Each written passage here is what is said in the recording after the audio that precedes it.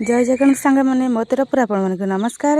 आठ देखिपे आज आपण मानक गोटे करभंगार खटा बनईकरी आपको रेसीपीटा देखी।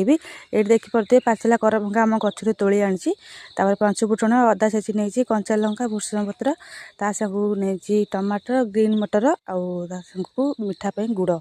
ये देखिपे करभंगा सब काटी नौ पूरा पाची जाइए पूरा मिठा अच्छी ये करभंगाटा मुझे गोटे पीस खाईदेली बढ़िया लगुए।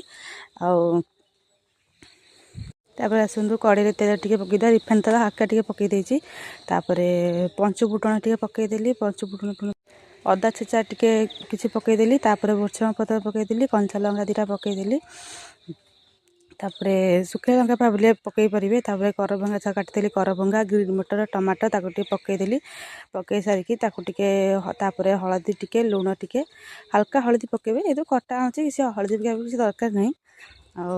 ये देखिपे गुड़ टे पकईदेली आपको भलसे कषि नेबी 5-10 मिनट कषि नहीं सारापर ये देखिपे मो टमाटर खटा ये माने फुटीगला माने भी गला 5 मिनट मोर खटा भी हो। ये देखिपे मतलब गोलैदेली हो सारापर देखिपे मोर ये खटा होगा रेडी आ निश्चित बनई खाते केमी लगे कमेंट।